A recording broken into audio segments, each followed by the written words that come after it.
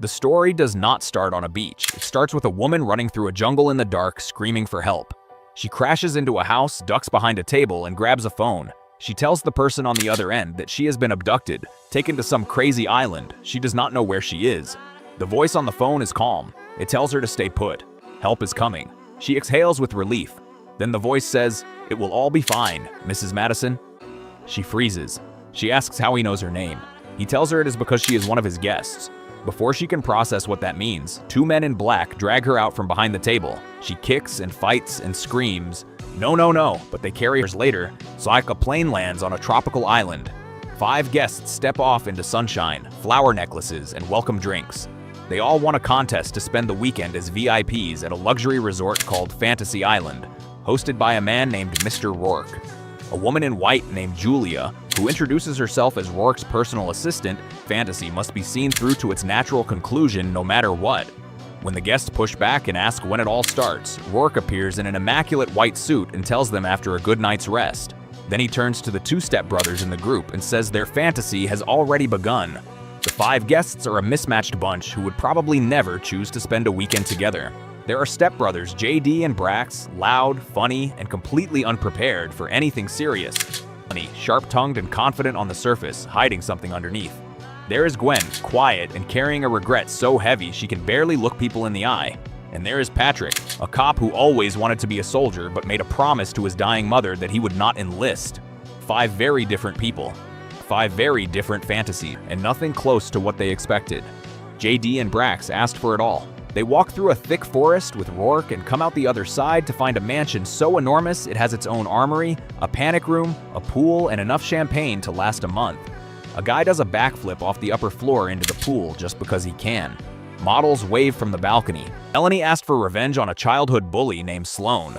Back in 8th grade, Sloane was the most popular girl in school, and Melanie was her favorite target.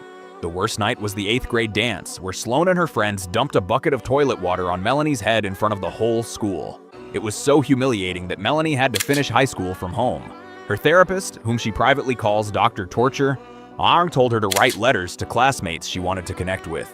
Sloane stole those letters and plastered them across the cafeteria. From that point on, Melanie was branded the psycho stalker freak. She just wanted to know what it felt like to be on the other end. That is what she wrote on the questionnaire. Rourke takes Melanie to a control room filled with red buttons and screens. She finds Sloane sitting in a chair in front of her, hands tied, cloth around her mouth. Melanie thinks it is a hologram. She starts pressing buttons. The first one electrocutes Sloane and she screams. Melanie is delighted.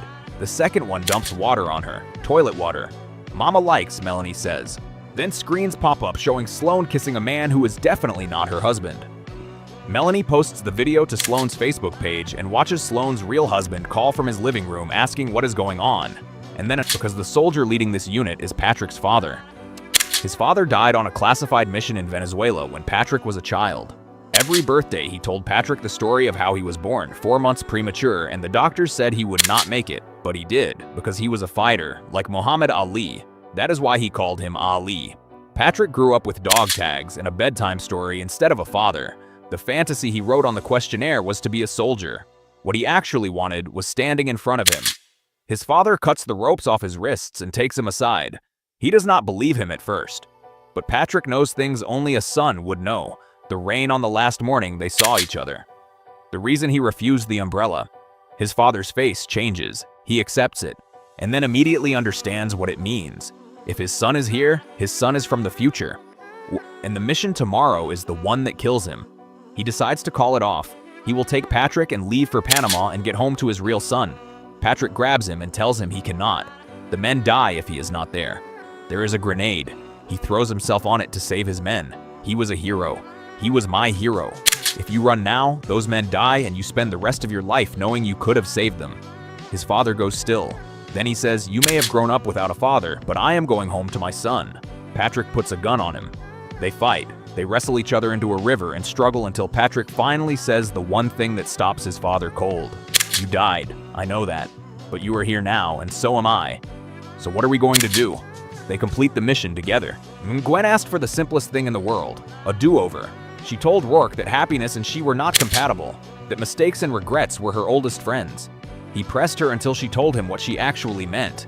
A man named Alan had proposed to her at their one-year anniversary dinner. She said no, not because she did not love him, because she did not believe she deserved love. She has regretted it every day since. Rourke gives her Alan, the actual restaurant, the actual proposal. She says yes. They embrace. The crowd applauds. He orders champagne.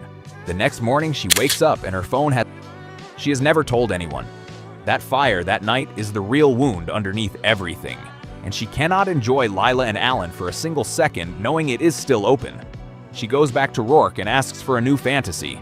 He says no, one per guest. She says he has a rule of his own. She has figured it out. His wife died before they found the island.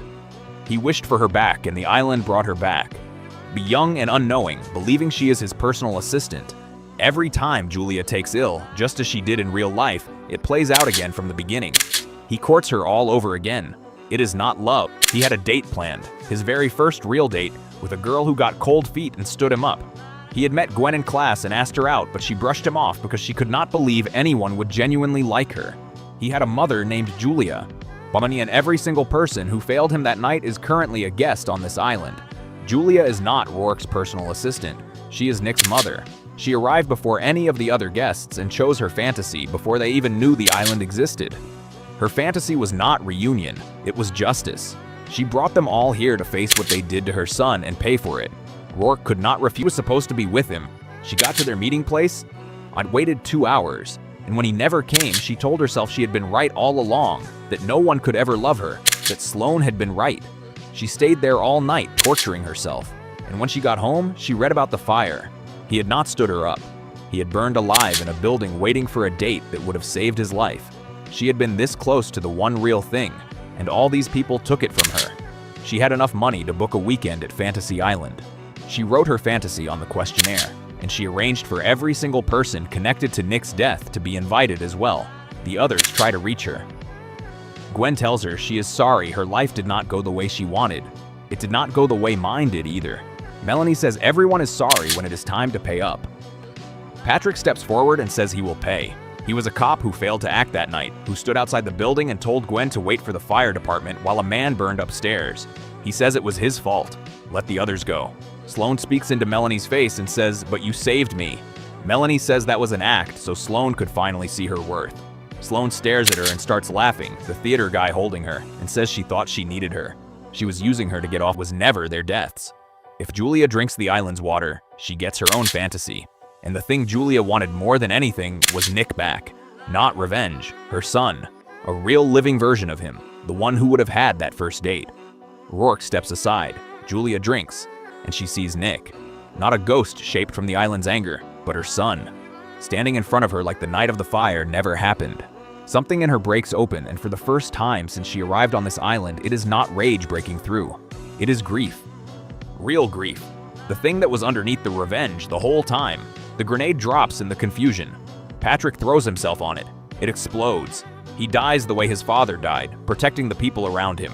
Somewhere across 27 years, they finally understand each other completely.